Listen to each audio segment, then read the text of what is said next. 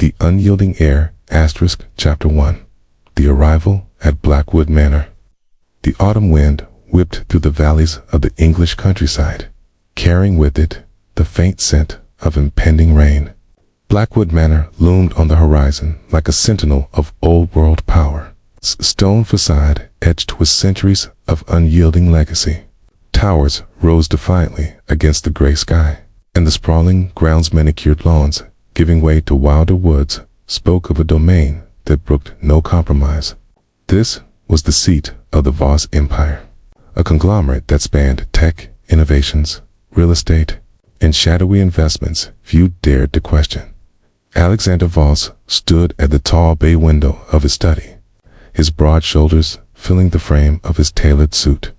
At 35, he was a man who commanded empires with the same effortless authority he wielded over his personal life.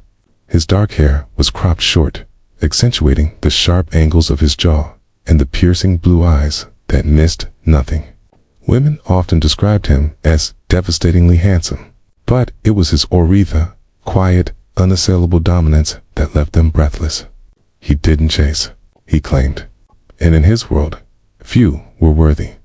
A knock echoed through the room, pulling him from his reverie. "Enter," he said, his voice a low rumble that carried the weight of expectation. His assistant, Marcus, stepped in, tablet in hand. "Sir, the consultant has arrived. Elena Harper from Harper & Associates. She's waiting in the foyer." Alexander's brow furrowed slightly. He hadn't wanted this hiring an outsider to streamline operations. Felt like an admission of weakness. But the board had insisted. The company's recent acquisitions demanded fresh eyes. Sent her up. In Marcus' censure, she's briefed on the non-disclosure. "I won't tolerate leaks." "Of course, sir." Marcus hesitated. "She's impressive on paper. Top of her class at Oxford. Turned around 3 failing firms in the last 5 years. Independent type." Alexander's lips twitched in what might have been a smirk. "Independent? We'll see about that." Down in the grand foyer, Elena Harper paced the marble floor, her heels clicking with purposeful rhythm. At 28, she was a force in the consulting world, sharp-minded, teased, and fiercely self-reliant. Her auburn hair was pulled into a sleek ponytail, framing a face with high cheekbones and green eyes that sparkled with intelligence. She wore a tailored blazer over a silk blouse, projecting confidence that masked the slight nerves bubbling beneath. Blackwood Manor was intimidating, but she thrived on challenges. The estate manager, an older woman named Mrs. Reynolds, approached with a polite smile. "Miss Harper, Mr. Voss will see you now. This way, please."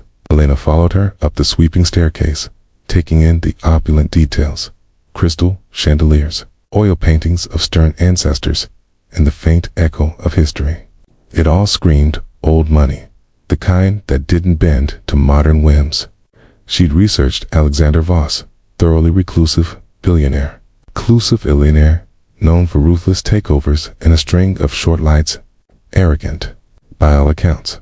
Proud, exactly the type she loved, to humble with data and strategy.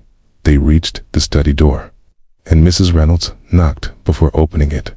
"Miss Harper, sir." Alexander turned from the window, his gaze locking onto hers with an intensity that made the air thicken. He didn't smile, didn't extend a hand.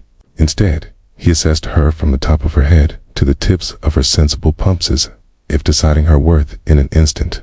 "Miss Harper, sit." It wasn't an invitation. It was a command.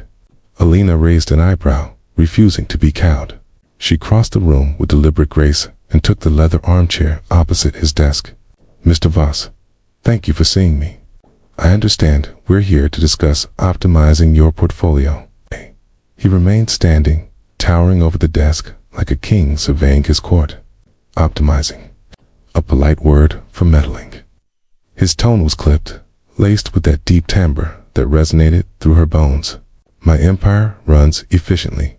What makes you think you can improve it?" Elena met his stare unflinchingly. "Numbers don't lie, Mr. Voss. Your recent merger with Technova shows redundancies overlapping R&D departments, costing millions annually. I can cut the fat without losing muscle.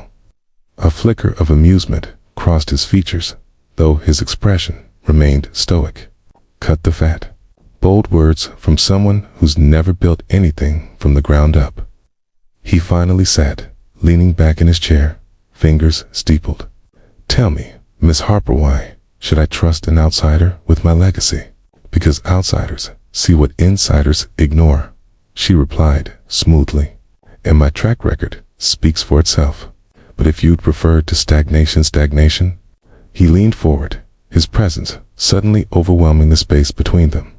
The scent of his Colin sandalwood and authority wafted over. Blackwood has endured wars, recessions, and revolutions. It doesn't stagnate. It conquers. Elena's pulse quickened, not from fear, but from the challenge in his eyes. There was something magnetic about him, a raw power that pulled at her despite herself. Conquering requires adaptation, Mr. Voss. Clinging to tradition is a weakness disguised as strength. For a moment, silence hung heavy. Then, unexpectedly, he chuckled, low, resonant sound that sent a shiver down her spine. You're direct. I appreciate that. Most cower or flatter. He stood again, moving to the sideboard to pour 2 glasses of scotch. Drink. It's midday, she said, though she accepted the glass he handed her, their fingers brushing in a spark of contact. Time is irrelevant here. He clinked his glass against hers, his gaze never leaving her face. To adaptation, then. But know this, Miss Harper, I lead. You advise. Cross that line, and you'll find Blackwood's doors close swiftly. She sipped the amber liquid, its warmth mirroring the heat building in the room. Understood. But advice ignored is opportunity wasted. As the meeting progressed, Elena outlined her initial planets. Staff interviews, tech integrations. Alexander listened, interjecting with pointed questions that tested her depth. He was brilliant, she admitted inwardly, his mind a steel trap. But his pride was evident in every dismissal of her suggestions.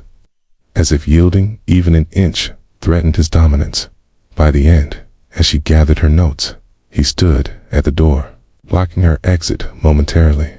You'll stay for dinner. We have more to discuss. It wasn't a question. Elena hesitated, then nodded. As you wish, Mr. Voss. As she left the study, the weight of his stare followed her down the hall. Alexander Voss was no ordinary client. He was a force, an alpha in every sense, and Elena Harper, for all her independence, felt the first stir of something dangerous. Intrigue. Little did she know. In the shadowed corridors of Blackwood Manor, the game of pursuit had just begun.